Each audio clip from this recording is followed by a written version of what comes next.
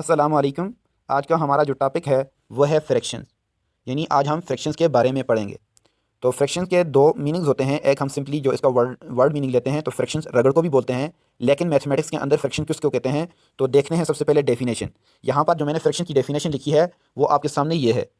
तो फ्रैक्शन क्या चीज़ होती है? When we write a number in the form of p by q, यानी जब कभी हम किसी नंबर को पी बाई क्यू की फॉर्म में लिखते हैं तो वो हमारे पास फ्रैक्शंस होती है। लेकिन यहाँ पर कंडीशन है, यानी हम एक नंबर को पी बाई क्यू की फॉर्म में तो लिख देंगे, ये कंडीशन है हमारे पास कि किसी भी नंबर को पी बाई क्यू की फॉर्म में लिखें तो ये हमारे पास फ्रैक्शंस होती है। अब इसके ऊपर कंडीशन क्या है? ये हमारे पास कंडीशन है ये कि q is not equal to zero. हमारे पास फ्रैक्शन के लिए ये शर्त है कि नंबर को हम पी बाई क्यू की फॉर्म में लिखें, लेकिन जो नंबर क्यू की जगह होगा is not equal to zero, वो नंबर हमारे पास जीरो नहीं होना चाहिए। अगर वो नंबर जीरो होगा तो फिर फ्रैक्शन नहीं होगी। तो पी बाई क्यू का क्या मतलब हुआ? पी और क्यू का मतलब यह है कि नंबर को डिवाइड की फॉर्म में लिखना। एक नंबर पी की जगह हो, दूसरा नंबर क्यू की जगह हो और दोनों के दरमियान में एक लाइन हो, तो इसको हम बोलते हैं फ्रैक्शन। और इसको हम पी बाई क्यू की फॉर्म में पढ़ते हैं, यानी लाइन को बाय पढ़ते हैं। यहाँ पर आगे मैंने कुछ एग्जांपल्स लिखी हैं कि हमारे पास ये 4/3, 3/4 और 1/2 ये फ्रैक्शंस हैं। क्यों कि 4/3 ये पी बाई क्यू की फॉर्म में है और क्यू की जगह जीरो नहीं है, 3/4 ये भी पी बाई क्यू की फॉर्म में है और 1/2 ये भी पी बाई क्यू की फॉर्म में है। लेकिन ये जो लास्ट वाला है ये मैंने फ्रैक्शंस की एक टाइप लिखी है, तो इंशाल्लाह इसको भी आगे डिस्कस करेंगे। तो बहरहाल सिंपली फ्रैक्शंस हमारे पास कोई भी नंबर हो सकता है जो पी बाई क्यू की फॉर्म में हो और क्यू की जगह जीरो नहीं होना चाहिए। तो सबसे पहले यहाँ पर बात करते हैं टाइप्स के ऊपर कि फ्रैक्शन की कौन कौन सी टाइप्स हैं। तो कुछ लिमिटेड टाइप्स यहाँ पे मैंने डिस्कस की हैं और भी बहुत ज़्यादा इसकी टाइप्स हैं, तो इंशाल्लाह साथ साथ आगे वो भी करेंगे।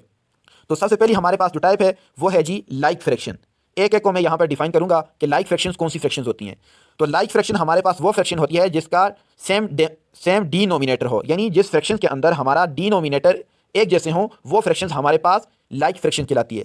यहाँ पे नोमिनेटर और डिनोमिनेटर को भी मैं आपको बता दूं, जो नंबर हमारा ऊपर लिखा जाता है उसको हम बोलते हैं नोमिनेटर और जो नंबर नीचे होता है उसको बोलते हैं डिनोमिनेटर। तो लाइक फ्रैक्शन के लिए हमने डेफिनेशन पढ़ी कि ऐसी फ्रैक्शन जिसके डिनोमिनेटर एक जैसे हो, नीचे वाले नंबर एक जैसे हों, उसको लाइक फ्रैक्शन कहते हैं। और उसकी एग्जांपल आप ये देख सकते हैं, ये हमारे पास एक लाइक फ्रैक्शन है। दूसरी जो टाइप है वो हमारे पास है अनलाइक फ्रैक्शन, यानी अनलाइक फ्रैक्शन कौन सी होती है?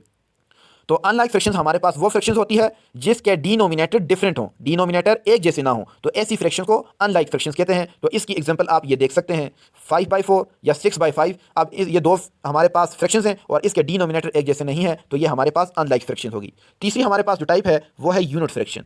अब यूनिट फ्रैक्शन कौन सी होती है? ऐसी फ्रैक्शन जिसके नोमिनेटर में 1 हो, एक फ्रैक्शन हो और उसके नोमिनेटर में 1 हो और कोई डिजिट भी ना हो। डिनोमिनेटर में चाहे जो भी हो, एक जैसे हो एक जैसे ना भी हो, लेकिन शर्त यह है कि उसके नोमिनेटर में जो डिजिट होगा वो 1 होगा। तो अगर डिजिट 1 हुआ तो वो हमारे पास लाइक फ्रैक्शन वो हमारे पास यूनिट फ्रैक्शन होगी। आगे हम देखते हैं चौथी टाइप। तो चौथी टाइप है हमारे पास प्रॉपर फ्रैक्शन। ये प्रॉपर, इम्प्रॉपर और मिक्स फ्रैक्शन, ये इन तमाम फ्रैक्शन में सबसे ज़्यादा इंपॉर्टेंस होती हैं। तो सबसे पहले यहाँ पर हम बात करेंगे प्रॉपर फ्रैक्शंस के ऊपर कि प्रॉपर फ्रैक्शंस कौन सी होती है। तो प्रॉपर फ्रैक्शन हमारे पास वो फ्रैक्शन होती है, यहाँ पे मैंने शॉर्टली लिख करके लिखा है, आप ये देख सकते हैं शॉर्ट फॉर्म में मैंने लिखा हुआ है। NOM का मतलब होता है नोमिनेटर, यानी नोमिनेटर और आगे मैंने साइन डाला हुआ है, ये जो साइन है ये लेस देन का साइन है। नोमिनेटर लेस देन डिनोमिनेटर, यानी ऐसी फ्रैक्शन जिसका नोमिनेटर जो होगा ऊपर वाला नंबर वो डिनोमिनेटर यानी नीचे वाले नंबर से अगर छोटा होगा तो वो फ्रैक्शन हमारे पास प्रॉपर फ्रैक्शंस कहलाएगी। तो 3/4 इसकी एग्जांपल है, यानी 3/4 हमारे पास एक प्रॉपर फ्रैक्शन है। क्यों? इसका नोमिनेटर 3 है जो कि 4 से छोटा है, 4 हमारा डिनोमिनेटर है। तो इम्प्रॉपर इसके ऑपोजिट होती है, यानी वो फ्रैक्शन। अब हम बात करेंगे इम्प्रॉपर फ्रैक्शंस के ऊपर। तो इम्प्रॉपर फ्रैक्शन वो फ्रैक्शन होती है जिसका नोमिनेटर ग्रेटर हो डिनोमिनेटर से। यहां पर आप देख सकते हैं मैंने शॉर्ट फॉर्म में लिखा हुआ है नोमिनेटर ग्रेटर, ये जो साइन आप देख रहे हैं ये ग्रेटर का है, तो ग्रेटर डिनोमिनेटर। किसी भी फ्रैक्शंस के अंदर अगर हमारा नोमिनेटर जो है वो बड़ा और डिनोमिनेटर छोटा हो तो ऐसी फ्रैक्शंस को बोलते हैं इम्प्रॉपर फ्रैक्शन। तो यहां पर आप एग्जांपल में देख सकते हैं कि 4 हमारा नोमिनेटर है और 3 हमारा डिनोमिनेटर है। तो 3 डिनोमिनेटर है, 4 नोमिनेटर है, नोमिनेटर डिनोमिनेटर से बड़ा है, तो हमारे पास फ्रैक्शंस इम्प्रॉपर फ्रैक्शन होगी। और लास्ट में हमारे पास जो है वो मिक्स फ्रैक्शन है। तो मिक्स फ्रैक्शन कौन सी फ्रैक्शन होती है? मिक्स फ्रैक्शन हमारे पास वो फ्रैक्शन होती है, ये प्रॉपर भी हो सकती है और इम्प्रॉपर भी हो सकती है, लेकिन इसमें एक इजाफी नंबर लग जाता है जो साइड पर होता है और आप यहां पर देख सकते हैं पहली एग्जांपल के अंदर 3 और दूसरी एग्जांपल के अंदर 2 हमारे पास साइड पे लिखा है। इसको पढ़ते होते हैं होल, यानी 3 होल 3/4 या 2 होल 4/3। तो ऐसी फ्रैक्शन चाहे वो प्रॉपर हो या इम्प्रॉपर, उसके साइड पर होल की फॉर्म में जब एक नंबर लिख दिया जाए तो ये हमारे पास मिक्स फ्रैक्शन बन जाती है।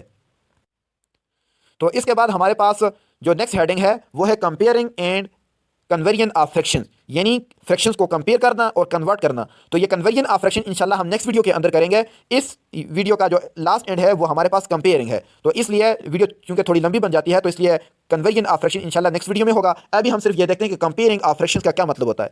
तो कंपेयरिंग ऑफ फ्रैक्शंस का मतलब है कि दो फ्रैक्शन को आपस में कंपेयर करना कि कौन सी फ्रैक्शन बड़ी है, कौन सी फ्रैक्शन छोटी है, या आया दोनों फ्रैक्शंस इक्वल हैं। तो चलें देखते हैं कुछ एग्जांपल्स है।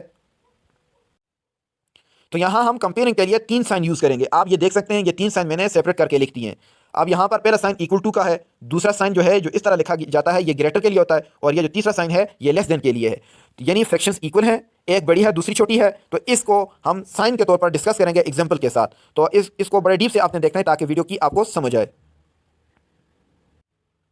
तो सबसे पहले हम देखेंगे कि इक्वलिटी ऑफ फ्रैक्शंस कैसी होती है। हमारे पास दो फ्रैक्शंस इक्वल होने का मतलब यह है कि उसके नोमिनेटर और डिनोमिनेटर दोनों इक्वल हों, तो हम कहेंगे कि दोनों फ्रैक्शंस इक्वल हैं, और इक्वल के लिए हम इक्वल टू का साइन यूज़ करते हैं। यह हमारे पास एक फ्रैक्शन को हमने कंपेयर कर लिया, यानी कंपेयरिंग में एक साइन को हमने पढ़ लिया। अब हमारे पास दो साइन बाकी हैं,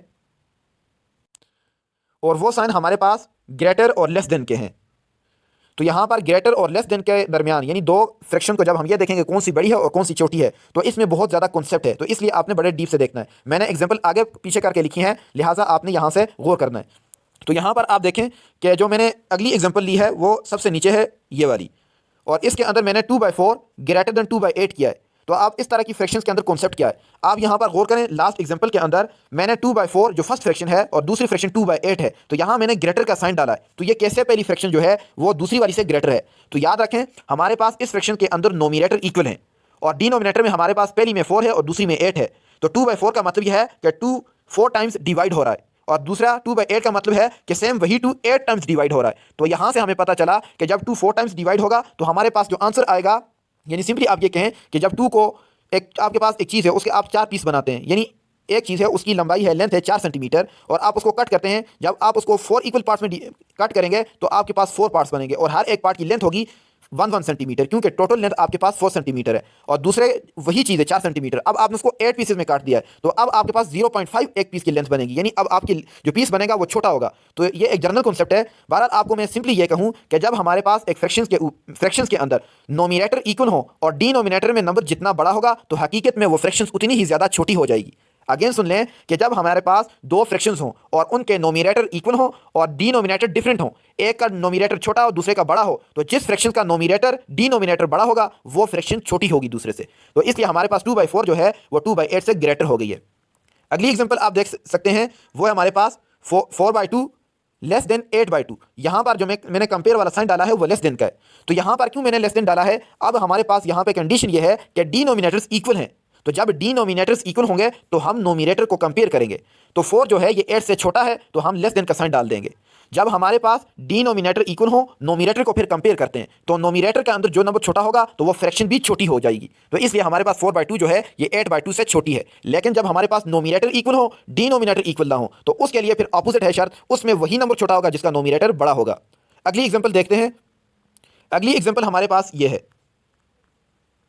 8/2 ग्रेटर देन 4/2। इसमें भी आप देख सकते हैं कि हमारा डिनोमिनेटर्स इक्वल है, तो हम नोमिनेटर को कंपेयर करेंगे। पहली फ्रैक्शन का नोमिनेटर 8 है और दूसरी का 2 है, दूसरी फ्रैक्शन का नोमिनेटर 4 है। तो हमें पता है कि 8 जो है ये 4 से बड़ा है, तो हमने पूरी फ्रैक्शन ये 8/2 ग्रेटर देन 4/2 हो जाएगी।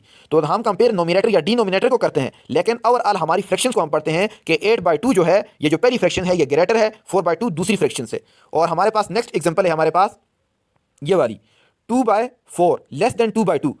और यहाँ पर कॉन्सेप्ट क्या है, यहाँ पर हमारे पास कॉन्सेप्ट यह है कि हमारे नोमिनेटर इक्वल थे, दोनों एक जैसे थे। तो हमने डिनोमिनेटर को देखा और डिनोमिनेटर में पहली फ्रैक्शन के हमारे पास जो 2/4 है, ये जो पहली फ्रैक्शन है इसके डिनोमिनेटर में 4 है और दूसरी फ्रैक्शन के डिनोमिनेटर में 2 है। अब पहली फ्रैक्शन के डिनोमिनेटर में 4 है, तो हमने पहले ऑलरेडी पढ़ लिया है कि जब हमारे पास दो फ्रैक्शन के नोमिनेटर्स इक्वल हो और डिनोमिनेटर को फिर हम देखेंगे, और डिनोमिनेटर में नंबर जितना बड़ा होगा फ्रैक्शन उतनी ही छोटी हो जाएगी। तो इसलिए 2/4 ओवरऑल लेस है 2/2 से। और लास्ट एग्जांपल जो है वो मैंने बिल्कुल डिफरेंट ली है। आप यहां पर देख सकते हैं, यहां पर जो मैंने एग्जांपल ली है वो है आपके पास ये। अब ये एक ऐसी कंडीशन है कि इसमें ना आपके पास नोमिनेटर्स इक्वल हैं ना डिनोमिनेटर इक्वल हैं। तो जब ऐसी कंडीशन आ जाए तो उसमें हम किस तरह देखेंगे कि कौन सी फ्रैक्शन बड़ी है और कौन सी छोटी है। तो यहाँ पर आप देख सकते हैं कि पहली फ्रैक्शन मेरे पास 2/3 और दूसरी फ्रैक्शन है 3/6। अब इन फ्रैक्शन में ना पहली और दूसरी को जब हम देखें तो ना नोमिनेटर इक्वल है और ना ही डिनोमिनेटर इक्वल है। तो इसका कंपेयर आप दो मेथड से कर सकते हैं। पहला मेथड यह है कि आप दोनों नंबर को डिवाइड करें, जब पॉइंट में आपके पास आंसर आएगा तो पॉइंट को आप कंपेयर करके आप इन दो फ्रैक्शन को कंपेयर कर सकते हैं। लेकिन उससे ईजी मेथड एक और है, और वो क्या है कि जब हम 2/3 और 3/6 की इक्विवेलेंट फ्रैक्शन बनाएंगे, तो इक्विवेलेंट फ्रैक्शन बनाने से हमारे पास डिनोमिनेटर्स इक्वल हो जाएंगे, और जब डिनोमिनेटर्स इक्वल हो जाएंगे तो हम नोमिनेटर को कंपेयर करके यहां पे ग्रेटर या लेस देन का साइन इजीली लगा सकते हैं। तो यहां पर जो कॉन्सेप्ट है वो इक्विवेलेंट फ्रैक्शंस बनाने का। तो इक्विवेलेंट फ्रैक्शंस कैसे बनाते हैं, तो आप यहां पर देख सकते हैं ये मैंने इक्विवेलेंट फ्रैक्शंस बनाई है। इक्विवेलेंट फ्रैक्शंस बनाने के लिए हमने तो हमने दो मेथड हम यूज़ कर सकते हैं। पहला मेथड ये है कि डिनोमिनेटर का एलसीएम लें और जो एलसीएम आएगा दोनों फ्रैक्शंस जो हैं उसके नीचे वो एलसीएम आना चाहिए। या सिंपली आप कह सकते हैं कि जब हमारे पास दो फ्रैक्शंस गिवन हो और आपने उससे इक्विवेलेंट फ्रैक्शंस बनानी है तो आप उसके डिनोमिनेटर्स को इक्वल करें। तो यहाँ हमारे पास जो दूसरी फ्रैक्शन है जिसमें नंबर बड़ा होता है तो पहले के अंदर भी वो नंबर आना चाहिए। तो दूसरी फ्रैक्शन का डिनोमिनेटर 6 था, तो मैं कहता हूँ कि पहली फ्रैक्शन के अंदर भी डिनोमिनेटर 6 आए तो दोनों के डिनोमिनेटर्स इक्वल हो जाएंगे। अब दूसरी फ्रैक्शन का डिनोमिनेटर जो है वो 6 है, 6 को मैं मल्टीप्लाई बाय 1 करूँ तो ये 6 ही रहेगा, तो हम नोमिनेटर के अंदर भी 3 मल्टीप्लाई बाय 1 कर लेंगे। लेकिन इस तरफ हमारे पास जो पहली फ्रैक्शन थी अब उसके डिनोमिनेटर में 3 है और मैंने इक्विवेलेंट फ्रैक्शन बनाने के लिए 3 से 6 बनाना है, तो मैं 3 मल्टीप्लाई बाय 2 करूंगा और जब 3 को 2 से मल्टीप्लाई करूंगा तो 3 2 6 हो जाएंगे। और जिस नंबर को इक्विवेलेंट फ्रैक्शंस के अंदर जिस नंबर को डिनोमिनेटर में मल्टीप्लाई किया जाता है उसी को नोमिनेटर्स के अंदर भी मल्टीप्लाई किया जाता है। तो पहली फ्रैक्शंस के अंदर मैंने 3 को मल्टीप्लाई बाय 2 किया है तो नोमिनेटर के अंदर भी 2 को 2 ही से मल्टीप्लाई करूंगा, तो इससे हमारे पास इक्विवेलेंट फ्रैक्शंस बन जाएंगी। अब हम इनको मल्टीप्लाई करते हैं तो 2 2 4 हो जाएंगे हमारे पास। 2 को जब 2 से मल्टीप्लाई करेंगे तो 4 हो जाएगा और डिनोमिनेटर में 3 को 2 से मल्टीप्लाई करें तो 6 हो जाएगा। और दूसरी फ्रैक्शन के अंदर नोमिनेटर हमारे पास 3 1 3 हो जाएगा और डिनोमिनेटर ऑलरेडी 6 मौजूद है। तो यहाँ से हमारे पास ये इक्विवेलेंट फ्रैक्शंस बन गई हैं। तो अब आप यहाँ पर इनको कंपेयर कर सकते हैं। 4/6 ग्रेटर देन 3/6 यानी 4। अब देखें आपके पास इस फ्रैक्शन के डिनोमिनेटर एक जैसे हैं, तो नोमिनेटर को कंपेयर करें तो पहली फ्रैक्शन के नोमिनेटर 4 है, दूसरी का 3 है, 4 3 से बड़ा है, तो ओवरऑल हमारे पास 4/6 जो फ्रैक्शन है ये बड़ी हो गई 3/6 वाली फ्रैक्शन से। तो इसलिए आप यहाँ पर आप देख सकते हैं कि मैंने यहाँ पर जो साइन डाला है वो ग्रेटर का है। क्यों कि 2/3 जब हमने इक्विवेलेंट फ्रैक्शन बनाने के बाद देखा तो हमारे पास 2/3 जो थी ये बड़ी थी 3/6 से, तो ये हमारे पास फ्रैक्शन की कंपेयरिंग थी। तो वीडियो काफ़ी लंबी बन गई है, उम्मीद है कि आपको समझ आई होगी।